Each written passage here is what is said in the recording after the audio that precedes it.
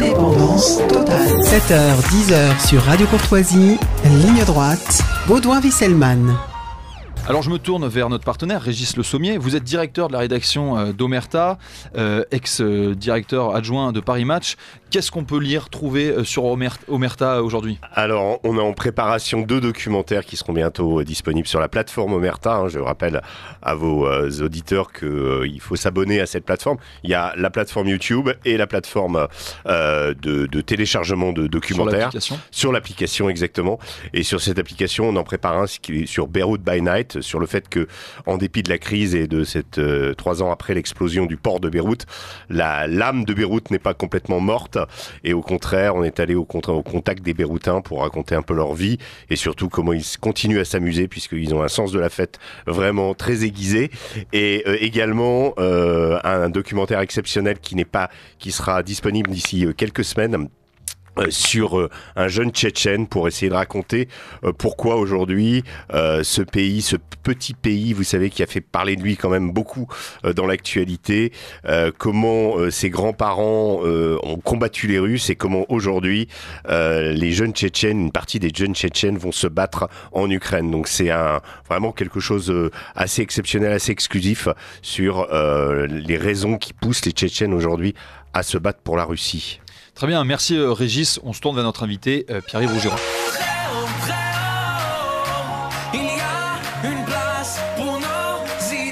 Vue de haut. Bonjour Pierre-Yves Rougeron, vous êtes le président du cercle Aristote. J'ai vu que vous aviez l'air d'apprécier cette chanson qu'on a écoutée d'Oliver Anthony. Vous aviez l'air galvanisé. Disons que je l'ai déjà écoutée plusieurs fois. Je l'ai surtout lu traduite. Parce que c'est un élément à analyser dans ce qui est en train d'arriver aux États-Unis. Je pense qu'il va y avoir des développements intéressants sur l'évolution du populisme américain. Populisme étant à prendre dans le sens strictement américain, du vocabulaire politique sudiste. Très bien. Alors, on va aborder avec vous la mort de Evgeny Prigojine, le sommet des BRICS et l'enquête sur le sabotage du gazoduc Nord Stream. Alors, l'avion qui ramenait le chef du groupe paramilitaire Wagner a été abattu mercredi 23 août. La Russie dit avoir identifié génétiquement des restes du corps de Prigojine. C'est 2 mois tout juste après la mutinerie et la menace de putsch du chef de la milice qui menaçait d'avancer vers Moscou. C'était annoncé que Vladimir Poutine éliminerait Prigojine en représailles, Pierre-Yves Rougeron.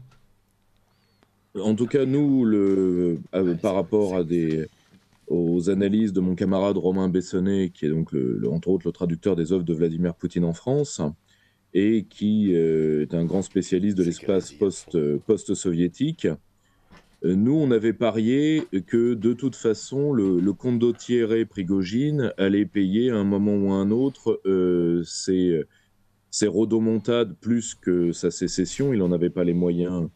Mais à titre personnel, je voyais ça dans un temps beaucoup plus long. Au cas où ce serait une élimination, il n'y a pas que le Kremlin qui doit être regardé comme suspect potentiel, même si, on va être très clair, Vladimir Poutine doit voir Prigojine partir sans une larme. Je trouve que l'action est un peu rapprochée, elle a lieu sur sol russe. Il y a quand même des choses qui font qu'il faut être quand même très circonspect avant de désigner des coupables trop faciles. Alors, puisqu'on est dans des scénarios quasiment de films d'action, est-ce qu'on pourrait même imaginer qu'entre les 2 amis, Poutine ait offert une disparition à Evgeny Prigojine en lui permettant une mort officielle ? Bon, là, on est sur de la spéculation pure et dure, mais... Non, moi j'ai vu des choses absolument, enfin il y a des théories absolument incroyables, rocambolesques. Il y a même eu des gens expliquer que trouver un lien entre Prigojine et l'affaire d'Hunter Biden aux États-Unis. Donc, vous voyez, ça va très très loin. Non, je crois que en fait, on saura jamais, ça c'est certain. Maintenant, c'est clair que dans les mots, dans la rhétorique, et par rapport à la personnalité de Poutine, ça a été rappelé, Prigojine avait franchi des lignes rouges, parlant de guerre civile, appelant à l'insurrection, expliquant qu'il fallait changer le pouvoir. Enfin, il y a eu dans cette 2 mois avant justement sa mort, il y a eu des éléments qui ont fait que il avait vraiment franchi des au niveau. Et puis Poutine l'a rappelé. Il y a cet extrait qui passe aujourd'hui assez régulièrement sur les réseaux sociaux. On voit cette interview de Vladimir Poutine. On lui demande s'il est capable de pardonner. Et il dit oui, je suis capable de pardonner à tout sauf à la trahison. Et quand on reprend les mots de Poutine au moment de la rébellion de Wagner, il y a eu justement l'idée de châtier les traîtres, et le mot traître avait été prononcé. Donc voilà, on est dans un en fait, Prigojine était allé trop loin. On pouvait penser, quand on voit son attitude juste avant, que il y a deux moments où on le voit réapparaître. Le premier étant au sommet Russie-Afrique à Saint-Pétersbourg, où il serre la main du chef du protocole du président de la République centrafricaine. Et puis ensuite, on le voit au Mali, un peu habillé avec son uniforme de Bakhmout, mais un chapeau de brousse à la place du casque. Et dans sa façon de s'exprimer, il parle de la Russie, du bienfait que la Russie peut faire à l'Afrique. On sent vraiment que ça, une vraie volonté de revenir à ses amours premières, c'est-à-dire à ce que Wagner, ce sur quoi Wagner s'est signalé au début, c'est-à-dire l'Afrique, quoi. En fait, finalement, une sorte de bras armé de la Russie en Afrique, et une manière de dire un petit peu de la part de Prigojine, maintenant, ça y est, j'ai compris, je m'occuperai que des intérêts de Wagner en Afrique et de la Russie, quoi. Voilà. Alors du coup, la question qui se pose, puisque Prigojine, le cofondateur de la milice Wagner, était dans le même avion que Prigojine, qu'est-ce que ça change, ou qu'est-ce que va devenir le groupe paramilitaire, Pierre-Yves Rougeron? À vrai dire, les morts ne changent pas grand-chose. L'incorporation, la neutralisation politique de Wagner était déjà actée. Leur incorporation en lien avec l'armée russe était déjà en cours. Donc, à vrai dire, là, ce que ça change, c'est dans la culture des SMP russes, donc des sociétés militaires privées russes. Maintenant, elles savent ce qu'est le tarif si elles ont des ambitions politiques démesurées. Après, disons, la neutralisation politique, elle était déjà actée. Par contre, je pense que parmi ceux qui feront ce travail-là à l'avenir, ils vont avoir, je pense, une grande réflexion dans le post-Wagner pour les SMP, exactement comme les SMP américaines ont dû réfléchir sur elles-mêmes, particulièrement après les problèmes irakiens. Donc, ils vont avoir une vraie réflexion sur à quoi on sert réellement vis-à-vis de la Russie, quelles sont les bornes à ne pas franchir, bornes qui vont de toute façon se réduire parce qu'à un moment ou à un autre, l'après-Poutine commencera, et là, tout le monde en Russie va prendre de nouvelles marques.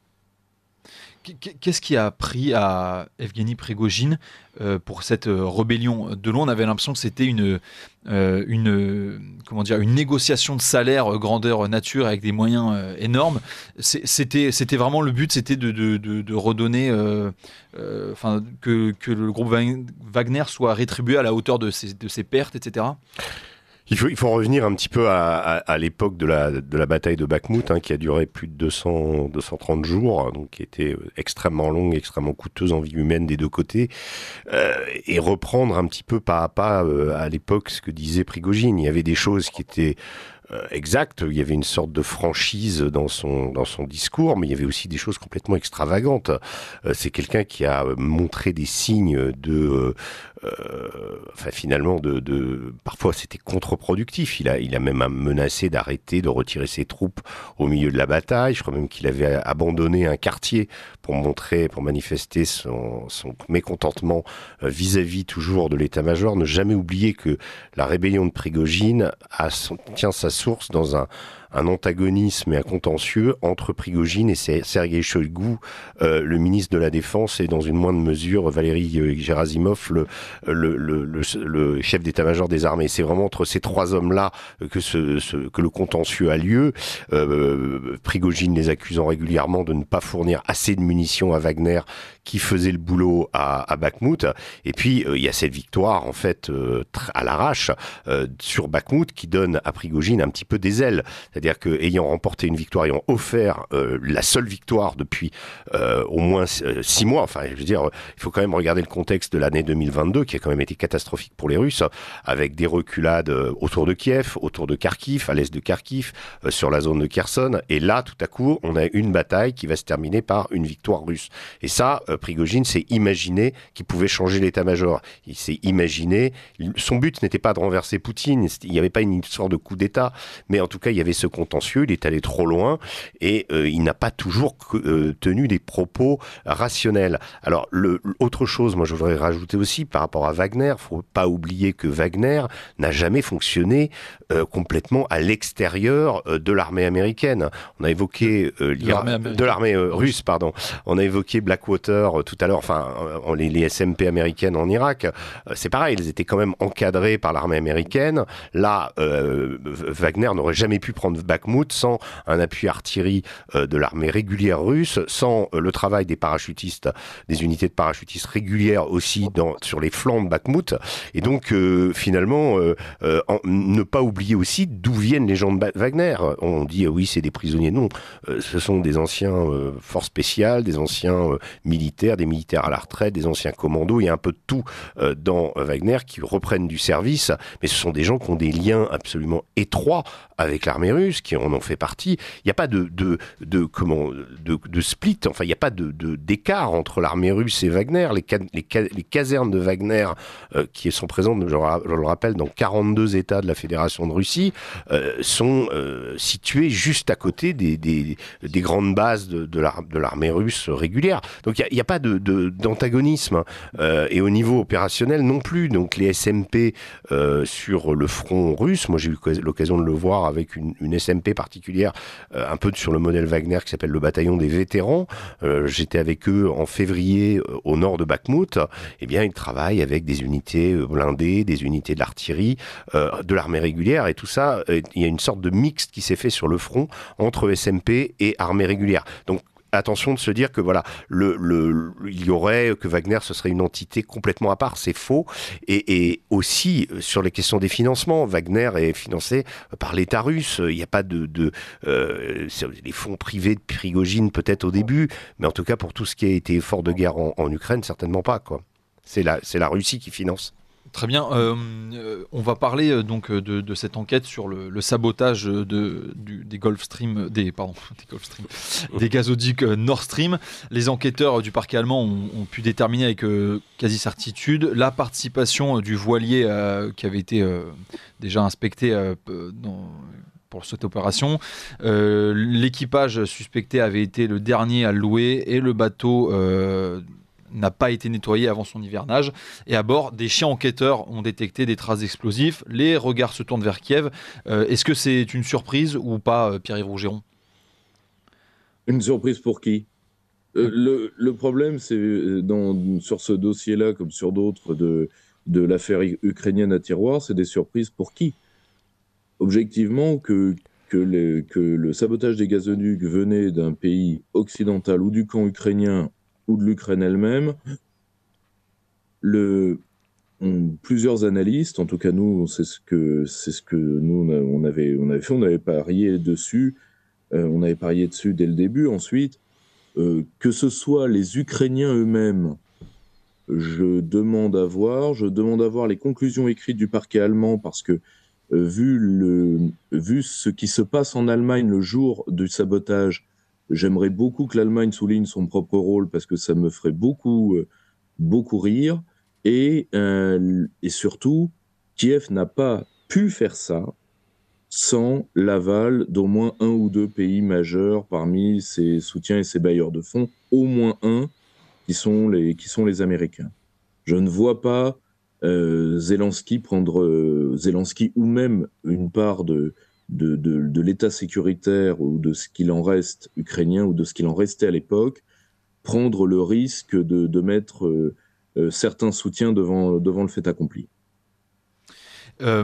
Pourquoi cette enquête n'interroge pas plus sur l'évident intérêt qu'aurait eu l'Ukraine ou ses alliés, etc., plutôt que ce soit la Russie qui avait été pointée au départ?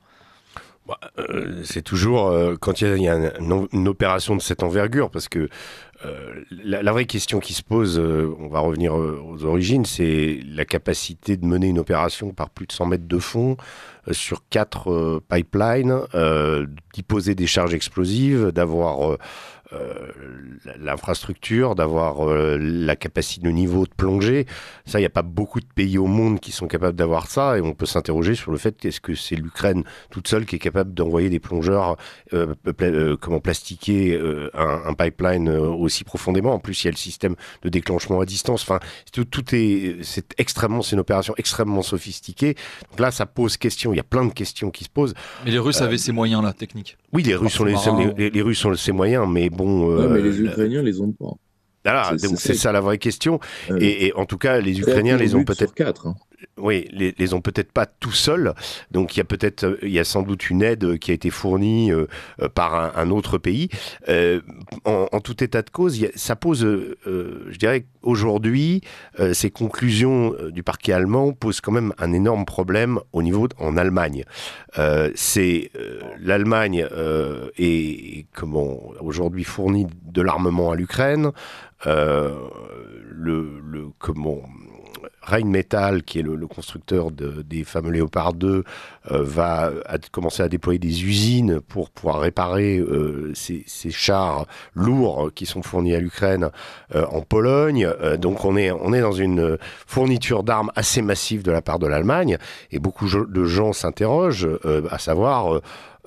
ça fait un peu tâche s'il y a une responsabilité ukrainienne dans le plasticage d'une arrivée de gaz qui est tellement importante pour l'industrie allemande, et en même temps que ce pays fournisse des armes dans son combat à l'Ukraine.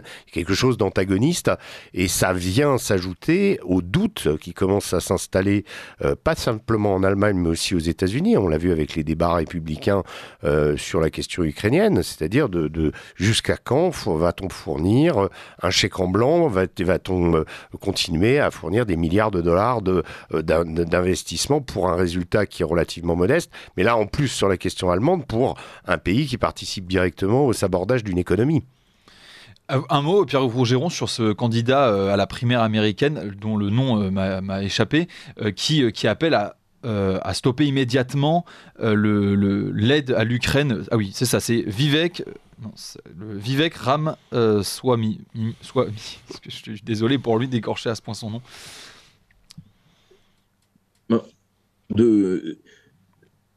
Il parle, il tente de parler, parce que je rappelle que ces débats multiples ont été mis dans l'ombre par Donald Trump parlant tout seul sur une chaîne concurrente. Or, il tente de parler à une part de l'électorat républicain qui a retrouvé non pas l'isolationnisme traditionnel, mais un isolationnisme peut-être beaucoup plus tangible, qui ne supporte pas de subir les conséquences de la guerre économique qui couvre la guerre ukrainienne, et qui reste sur la promesse de Donald Trump lors de son premier mandat, c'est-à-dire nous ne perdrons plus d'argent ni de sang américain dans des guerres qui ne nous regardent pas de l'autre côté du monde. Et c'est quelque chose qui... On voit le narratif ukrainien craquer beaucoup aux États-Unis. Moi, je le vois avec mes correspondants, qui ne sont pas pourtant tous républicains. Il y a une vraie montée de la défiance sur une part du discours officiel, dont d'ailleurs Joe Biden a pris la mesure, parce qu'il y a aussi des reculades dans le discours officiel américain. Remarquer certaines phrases d'Anthony Blinken récentes, certaines phrases de Joe Biden qui sont à prendre au premier ou second degré, comme assez souvent avec le personnage, peu importe, mais qui sont des inflexions sur la ligne américaine. Est-ce que les élections américaines de 2024 vont avoir un rôle sur le sort de la guerre en Ukraine ? Absolument, je pense que ça va être un élément déterminant. Si, en fait, il y a deux configurations. C'est soit l'Ukraine progresse et elle reconquiert une partie des territoires. Il y a une réelle poussée qui permet aux forces ukrainiennes de s'emparer, par exemple, de la ville de Mélitopol ou d'aller jusqu'à reconquérir Mariupol, c'est-à-dire casser en fait le territoire russe en deux, enfin le couper en deux et peut-être potentiellement aller jusqu'à la Crimée et jusqu'à la mer Noire. Là, ça va être... voilà, en fait, la question va dépendre aussi des progrès sur le terrain. Pour le moment, il n'y a pas assez de progrès. Cette contre-offensive, elle devait commencer au printemps, elle a commencé en été, elle piétine, même s'il y a quelques arpents de terre qui ont été conquis ces jours derniers, ça reste des villages, et ça va être déterminant vis-à-vis de l'opinion américaine, c'est-à-dire qu'on investit énormément d'argent, enfin, c'est 5% du budget, ça paraît peu, mais c'est 5% du budget du Pentagone qui est investi en Ukraine, mais quand même, pour un président sortant comme Joe Biden qui décide de se représenter, pour repartir avec une guerre qui est impopulaire ou qui est de plus en plus impopulaire dans une campagne électorale, c'est en général très très pénalisant. Merci Régis Le Sommier. On revient avec vous dans un instant, le temps d'un petit tour par l'actualité avec Adèle Rosner. Ligne droite. Très haut, il y a une place pour nos idées. Vue de haut. Bonjour à tous ceux qui nous rejoignaient, il est 9h, tout de suite à suivre la zone libre sur le Digital Service Act, les nouvelles règles européennes qui vont s'appliquer aux réseaux sociaux, également les petites annonces, mais tout de suite nous passons à la suite de notre table ronde avec Régis Le Sommier, partenaire de Ligne Droite, et Pierre-Yves Rougeron. Alors le sommet des BRICS s'est tenu du 22 au 24 août, il a été décrit comme un club anti-occidental. Est-ce que c'est pertinent comme analyse, Non. Pierre-Yves Rougeron ? Non. À un moment, en tout cas, c'est par rapport aux analyses que nous on produit, à un moment, l'Occident doit arrêter de surmultiplier des menaces pour sous-estimer les menaces intérieures qui pèsent sur lui et son propre déclin, qui est avant tout endogène. Il y a des pays qui sont dans une ligne d'opposition à l'Occident de plus en plus franche, par rapport d'ailleurs à des menaces réelles ou supposées ou perçues de l'Occident contre leurs intérêts. C'est le cas de la Chine, c'est le cas de la Russie, c'est en partie le cas de l'Iran.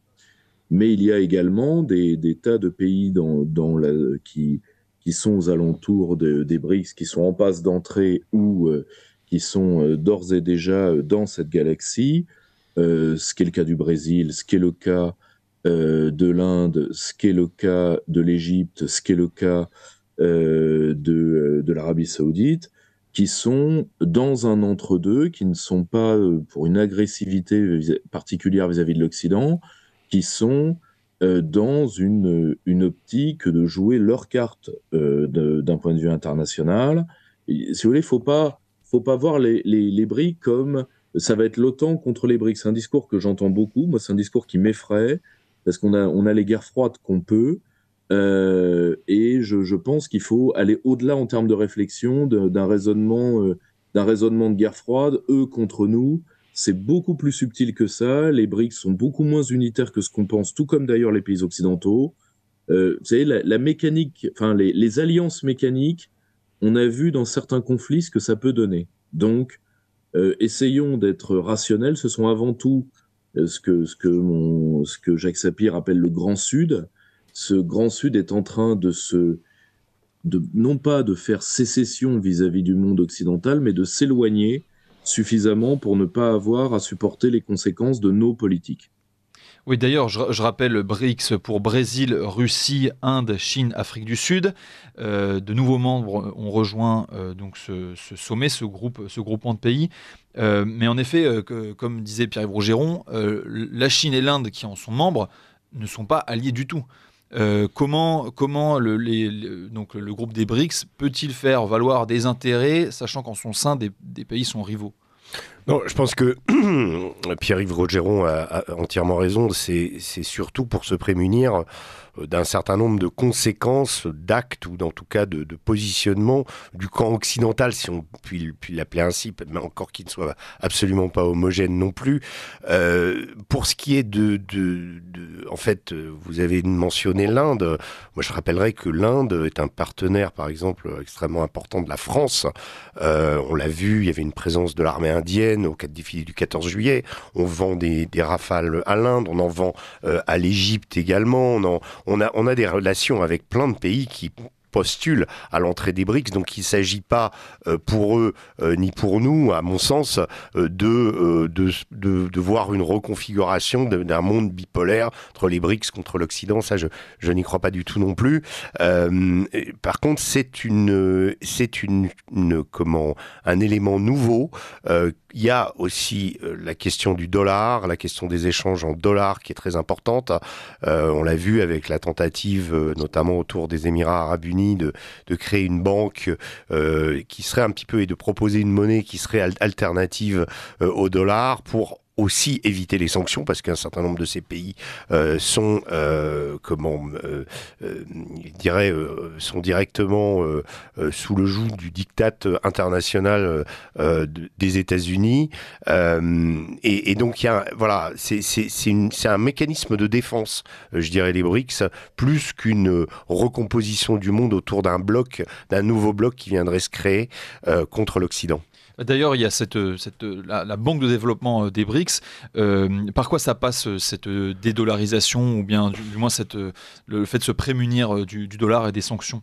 Disons que ça va d'abord affecter la question de l'énergie, la question c'est-à-dire, en fait, c'est diminuer un pouvoir exorbitant qu'ont les États-Unis sur le monde, c'est-à-dire ce pouvoir d'abord d'imposer leur monnaie et d'autre part de pouvoir aussi imposer leur juridiction.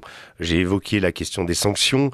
Beaucoup de pays s'interrogent depuis des années, et même en Europe, souvenez-vous, on avait essayé de trouver des manières de pouvoir commercer même avec l'Iran quand il y a eu des tentatives d'ouverture sans je dirais subir le diktat américain du côté extrajudiciaire. C'est-à-dire qu'aujourd'hui un juge du Minnesota peut décider d'attaquer une société qui ferait des transactions en dollars, une société française avec l'Iran par exemple. C'est ça qui se passe.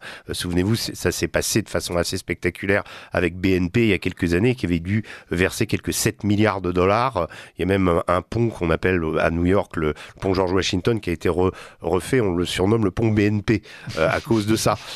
Donc vous voyez, donc ça va très très loin. Et puis il y a des pays qui sont complètement je dirais étranglés par les sanctions américaines. Et donc dans les BRICS, il y a cette idée justement d'offrir une alternative et pouvoir justement respirer d'une certaine façon et s'organiser aussi différemment. C'est la voie de pays qui jusqu'à présent étaient sommés ou de s'aligner sur les États-Unis ou autrefois sur le bloc soviétique, et qui aujourd'hui ont envie de parler. On est dans un monde qui est de plus en plus multipolaire et qui a envie d'avoir une voix singulière. Je pense que c'est ça qui est en jeu dans les BRICS. Alors le groupe des BRICS vient d'intégrer l'Arabie Saoudite, les Émirats Arabes Unis, l'Iran, l'Égypte, l'Éthiopie et l'Argentine, passant de 5 à 11 membres. Je ne sais pas comment il faudra les appeler du coup désormais. Le groupe représentera donc 46% de la population mondiale, avec un peu plus du tiers du produit intérieur brut mondial. Pourquoi? Il y a beaucoup de pays qui sont dans la salle d'attente actuellement, en plus de ces 6 derniers qui viennent d'entrer, Pierre-Yves Rogeron? À peu près une vingtaine de candidats. Mais en réalité, il faut bien comprendre ce que veulent ces pays.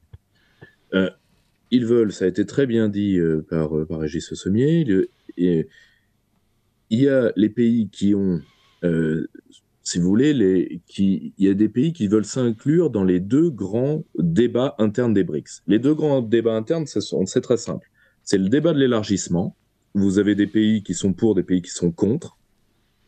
Je vais vous donner un exemple. Vous avez l'Inde est moyennement pour des élargissements de masse, très moyennement. Le Brésil a peur de voir son influence sur les BRICS diminuer au fur et à mesure de la dilatation de l'organisation.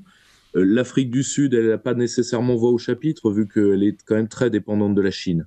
Mais l'Afrique du Sud, elle joue les BRICS à titre régional, parce qu'elle a peur, avant tout, d'être écrasée politiquement sur le continent africain par l'influence du Nigeria.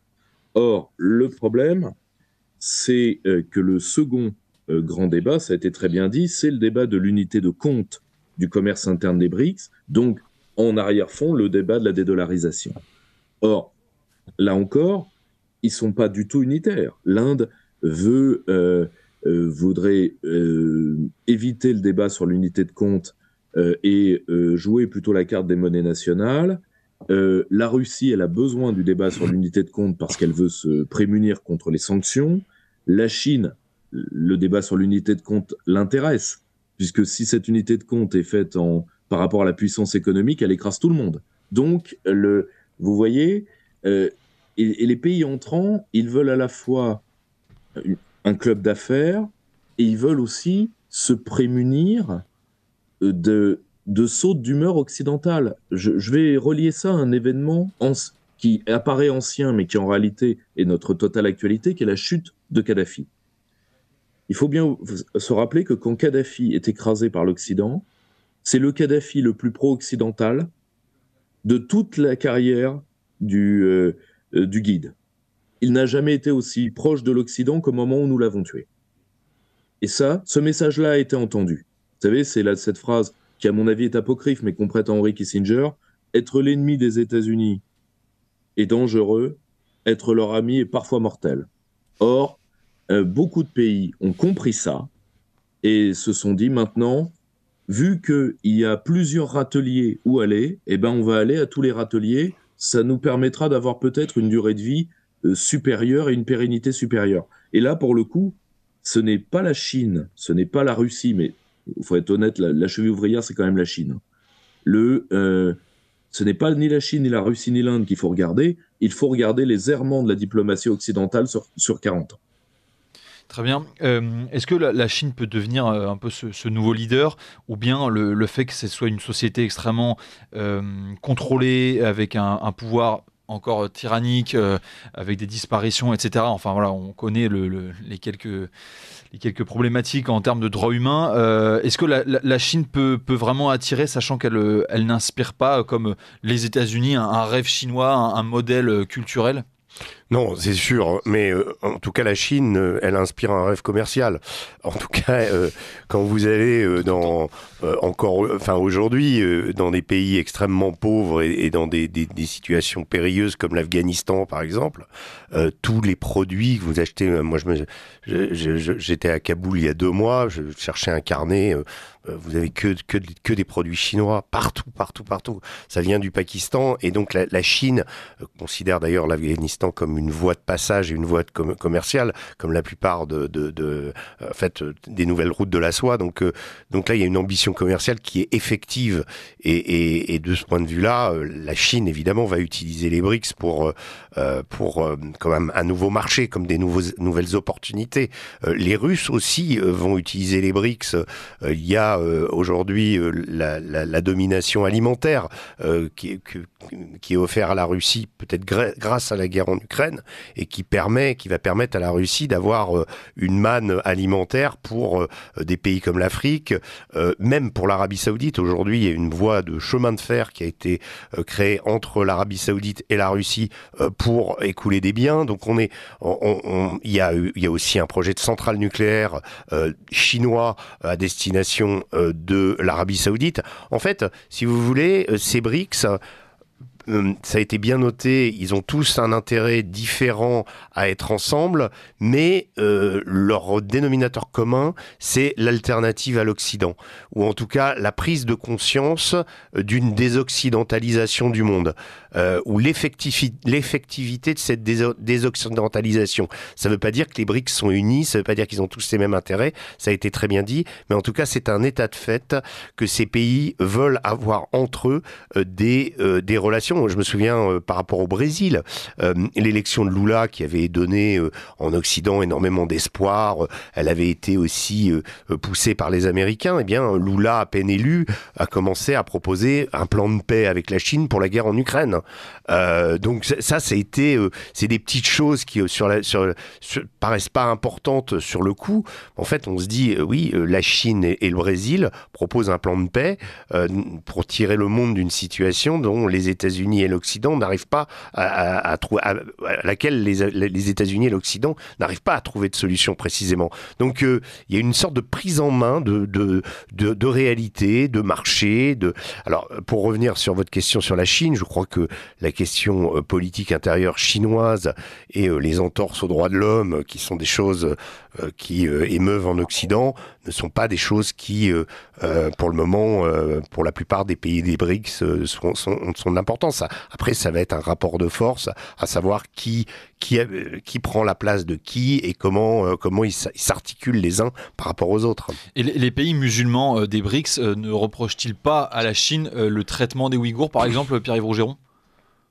Alors, je vais vous le dire sincèrement, l'utilisation des minorités musulmanes, on va être très honnête. Il n'y a que nous qui en sommes victimes de la part des Turcs. Non, mais notamment. la Turquie regarde, les Ouïghours sont des turcophones, et donc dans une part de la pensée qui entoure Erdogan, ça devrait le concerner. Mais face à un client et un allié potentiel comme la Chine, la plupart de ces pays regardent ailleurs, et d'ailleurs, pour une raison qui est très simple. Regardez, c'est que cette question de minorité n'intéresse que quand vous voulez piéger quelqu'un. Je vous rappelle le cas d'un des alliés les plus faibles, allié un peu forcé, mais d'un des alliés les plus faibles de la Chine, qui est la Birmanie. On embête les Birmans avec les Rohingyas. Je rappelle que quand les Rohingyas se pointent en Malaisie ou se pointent en Indonésie, pays musulmans tous les deux, ils sont accueillis à l'arme de guerre. Donc bon, à un moment, la question des minorités, ça intéresse beaucoup les Occidentaux. Ça fait de très jolis articles de presse, mais dans le monde en développement, face au rouleau compresseur commercial chinois, sincèrement, c'est un entrefilet. Très bien. Rappelez également aussi qu'au niveau de l'Arabie Saoudite, cette question n'est jamais soulevée. C'est-à-dire la question. Rapidement, Régis Sommier, excusez-moi. Voilà, c'est tout. Non, non, la question des Ouïghours n'est pas dans les préoccupations de l'Arabie Saoudite, qui pourtant est le gardien du monde sunnite. Très bien. Voilà. Merci beaucoup à tous les deux. Merci à Régis Le Sommier, vous êtes partenaire de Ligne Droite. Et à vous, Pierre-Yves Rougeron, je rappelle que vous êtes président du Cercle Aristote. Merci à tous les deux.